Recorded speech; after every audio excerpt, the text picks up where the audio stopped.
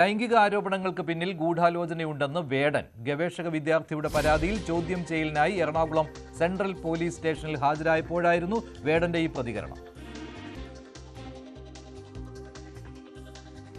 കൂടുതൽ കാര്യങ്ങൾ എനിക്കൊന്നും പറയാൻ പറ്റില്ല. അതിനുള്ള പരാതി ചേട്ടൻ കൊടുത്തിട്ടുണ്ട്.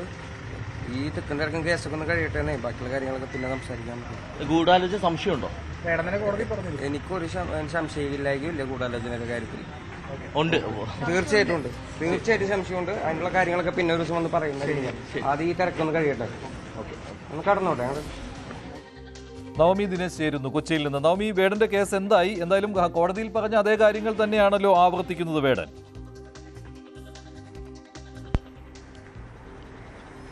അതെ മഞ്ജുഷ, ഇന്ന് രാവിലെ 10 മണിയോടുകൂടിയാണ് എറണാകുളം സെൻട്രൽ പോലീസ് സ്റ്റേഷനിൽ വേടൻ ചോദ്യം ചെയ്യലിന് ഹാജരായത്. ഇത് പരാതിയുടെ അടിസ്ഥാനം കേരളത്തിന് പുറത്തുള്ള സർവകലാശാലയിൽ ഗവേഷണം നടത്തുന്ന ഒരു വിദ്യാർത്ഥി, അത് ദളിത് സംഗീതത്തിന്റെ പ്രബന്ധവുമായി ബന്ധപ്പെട്ട് അതിന്റെ ചില കാര്യങ്ങൾ അറിയുന്നതിന് വേണ്ടിയിട്ടാണ് വേടനെ സമീപിച്ചത്.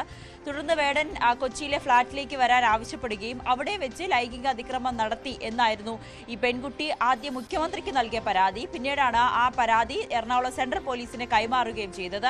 ഇതിന്റെ അടിസ്ഥാനത്തിലുള്ള ചോദ്യം ചെയ്യലാണ് ഇപ്പോൾ എറണാകുളം സെൻട്രൽ പോലീസ് സ്റ്റേഷനിൽ പുരോഗമിക്കുന്നത്.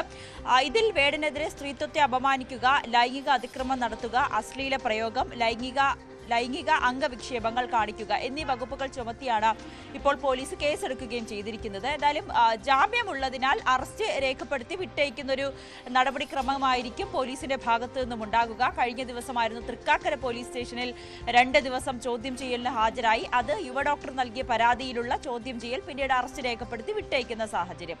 അതിനിടയിലായിരുന്നു ഇന്നലെ വേടന്റെ കുടുംബം, സഹോദരനടക്കമുള്ളവർ മുഖ്യമന്ത്രിക്ക് ഒരു പരാതി നൽകിയത്. ആ പരാതിയിൽ പറയുന്നത് വേടനെതിരെ തുടരെ ഇത്തരത്തിലുള്ള ലൈംഗിക പരാതികൾ വരുന്നുണ്ട്. ഇതൊക്കെ ഒരു ഗൂഢാലോചനയുടെ ഭാഗമായിട്ടാണ് ഈ പരാതികൾ വരുന്നതെന്ന സംശയമാണ് കുടുംബം ഉന്നയിക്കുന്നത്. ഇതിൽ കൃത്യമായിട്ടുള്ള ഒരു അന്വേഷണം വേണം. വേടന് നീതി തേടിത്തരണം, വേടനും കുടുംബത്തിനും നീതി തേടിത്തരണം. വലിയ മാനസിക വിഷമത്തിലാണ് കുടുംബം ഇപ്പോൾ കടന്നു പോകുന്നത്. വേടനെ ഇത്തരത്തിലുള്ള ക്രൂശിക്കുന്ന നടപടി അത് അവസാനിപ്പിക്കണമെന്ന് ആവശ്യപ്പെട്ടുകൊണ്ട് മുഖ്യമന്ത്രിക്ക് ഒരു പരാതി കുടുംബം കൈമാറുകയും ചെയ്തു.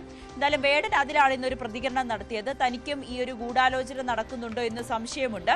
കാരണം ആ രീതിയിലാണ് തുടരെയുള്ള ഇത്തരത്തിലുള്ള ആരോപണങ്ങൾ, പിന്നീടുള്ള കേസുകൾ, ഇതെല്ലാം ഗൂഢാലോചനയുടെ ഭാഗമായിട്ടാണ് എന്ന കാര്യം കൂടിയാണ് വേടനും ഇന്ന് സ്ഥിരീകരിക്കുന്നത്. എന്തായാലും കേസിന്റെ നടപടിക്രമങ്ങൾ അവസാനിച്ചതിന് ശേഷം മാധ്യമങ്ങളെ കണ്ട് ചില കാര്യങ്ങൾ തനിക്ക് പറയാനുണ്ട് എന്നുകൂടി വേടൻ പറഞ്ഞു വെക്കുന്നുണ്ട്. മഞ്ജുഷൻ, ആരോപണങ്ങൾക്ക് പിന്നിൽ ഗൂഢാലോചനയുണ്ട് എന്നാണ് വേടൻ ആവർത്തിക്കുന്നത്. ഈ ഗൂഢാലോചനയൊക്കെ പിന്നീട് തുറന്നു പറയുമെന്നാണ് വേടൻ പറയുന്നത്.